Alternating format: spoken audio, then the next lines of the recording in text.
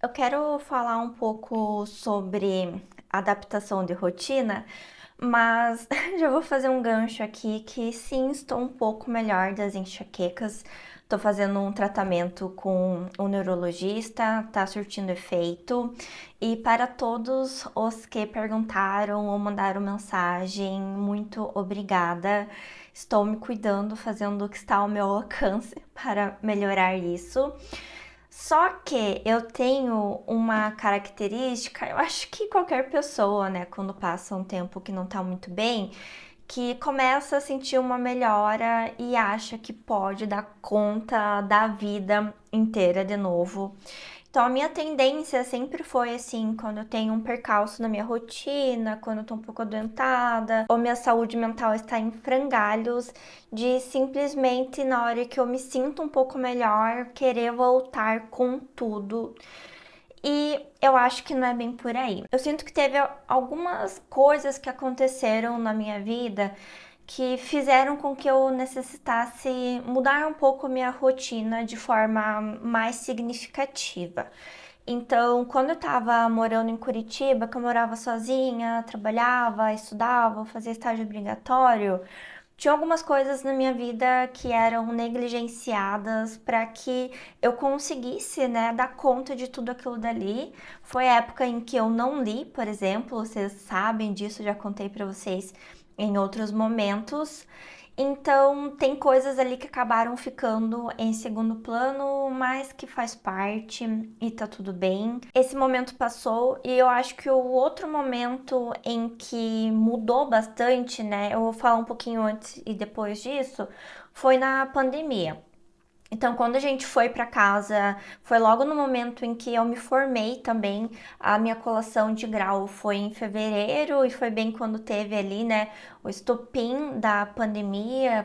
Foi em março, acho, a pandemia, né, quando estourou. Então eu tava saindo, né, daquele período de faculdade e daqui a pouco eu me vi presa dentro de casa. Eu tava também muito recém com meu marido, né? A gente tava namorando, a gente tinha recém ido morar junto e tava tudo muito novo, né? Então eu tava morando com uma pessoa, eu tinha acabado de sair da faculdade, tava trabalhando de casa, que era uma novidade para todo mundo, e foi a época em que eu mais trabalhei na minha vida, assim, sabe? Então era super normal trabalhar ali até 10, 11 horas da noite, nada saudável. E foi o momento que eu tive meu burnout daí, né? Por conta disso, quando eu voltei a trabalhar, né? Quando eu fui me tratar, voltei ao ritmo ali de trabalho normal, eu tive que mudar muito a forma com que eu lidei daí com o trabalho depois disso, que tem um pouco, né, de como eu lido até hoje. Eu sinto que após esses quase 3 meses de enxaqueca crônica, assim, gente, deu quase 3 meses.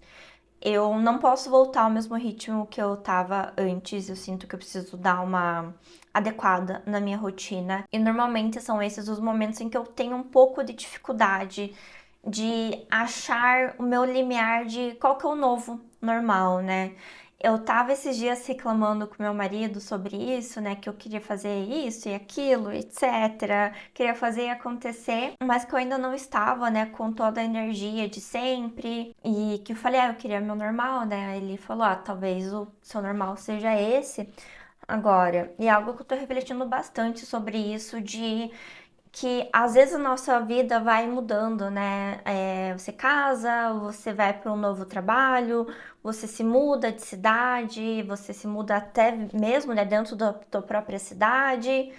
Você tem alguma coisa ali que realmente está mudando, que é algo significativo na tua rotina, e muitas vezes a gente espera continuar fazendo todas as coisas que a gente sempre fez e caber tudo que pode ali dentro dessas 24 horas, que nem todos temos as mesmas 24 horas, espero que vocês saibam disso. E eu acho que isso é uma grande, eu acho que uma grande cilada, assim, que a gente pode se enfiar, e eu vejo que eu acabo sempre tendo essa dificuldade e vou fazendo essa adaptação muito por dor, sabe? De tentativa e erro, até eu ver que tá, não vai mais dar certo. Só que nisso vai se seguindo um rastro de frustração, de baixa autoestima, porque eu não consigo fazer as coisas que eu quero, até eu reprogramar mentalmente a minha cabeça de entender tal, qual que é o normal aqui agora, o que que eu tenho que esperar de mim. Eu sinto que depois dessas crises de enxaqueca, apesar de eu estar melhor, tem algumas coisas que continuam incomodando. Por exemplo, a minha sensibilidade à luz, ela veio, eu sempre tive, mas ela não passou e muito provavelmente ela tenha vindo para ficar. Então, eu trabalho aqui, né, de frente para a janela e, sendo bem sincera, eu só abro a janela agora quando eu vou gravar, que dá essa luz que vocês veem agora, que é a luz própria da janela que tá vindo. Isso ajuda, né, na qualidade do vídeo e tudo, mas são pequenas coisas assim que talvez eu não vou ter como antes e que eu preciso cuidar, então, com exposição à luz, com estímulos, né, mentais, excesso de estímulo mental, para que eu não entre em outro quadro de crise de enxaqueca, porque quando a gente fala de enxaqueca crônica, a gente está falando ali de quadros que podem acontecer ainda mensalmente, até 2 quadros por mês é esperado e então a gente, no caso eu, preciso cuidar bastante para que essas reincidências elas sejam cada vez mais raras e com menor intensidade também, para que elas não me incapacitem tanto durante e depois que eu tenho uma ressaca significativa. Mas eu tenho uma expectativa de um prognóstico bom aí, porque eu tô reagindo bem à medicação e a medicação tá numa dosagem pequena ainda para isso. Mas eu preciso adaptar a rotina e encontrar esse meu novo normal. Isso está sendo muito importante para eu perceber assim o que que eu dou conta, o que que eu não dou conta com qualidade, com saúde, sem ser aquela loucura de ler 12 horas diretas num dia. Uma das coisas que isso impacta diretamente é no meu tempo de leitura. Isso eu confesso que é algo que me dói um pouco, porque eu amo ler, mas eu não consigo mais ficar tantas horas lendo, porque isso me dá um cansaço mental muito grande, uma fadiga mental, coisa que não dava antes. E eu preciso me controlar, porque se eu me permitir, eu fico muito mais tempo, mas eu tenho que ter um controle inibitório de colocar alguns limites, porque senão eu sei que depois a consequência pode ser grande, né? Então eu preciso ir com calma, preciso ir aos poucos. Isso resulta em menos livros lidos, isso resulta em um pouco de FOMO em relação à minha biblioteca. Eu tenho ótimos livros, ótimos títulos aqui comigo e vontade de iniciar inúmeros projetos, mas que eu sei que eu não vou dar conta, eu sei que eu vou acabar me colocando mais expectativas que eu não vou conseguir cumprir, que não serão saudáveis para mim. Então eu ainda estou nesse momento de estudando, eu vejo que por conta do autismo, agora da enxaqueca, eu estou num constante sempre reavaliando a rotina.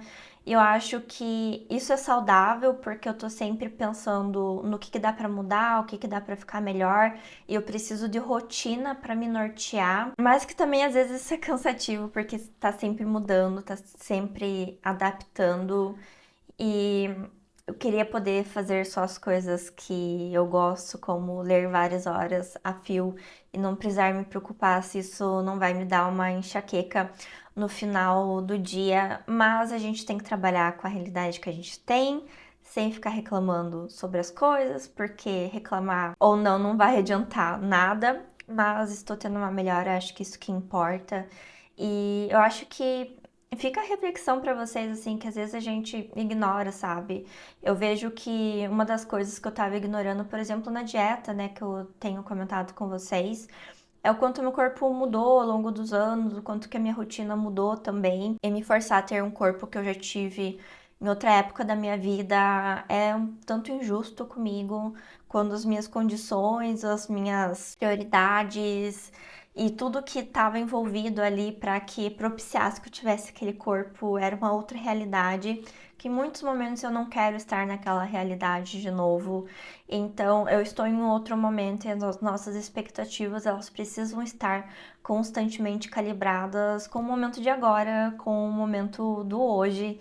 E eu sinto que eu me perco muito nisso e é um lembrete diário e mental de eu calibrar as expectativas, porque eu sonho grande também, eu sonho em inúmeros projetos, eu quero fazer 1 milhão de coisas, mas nem sempre dá.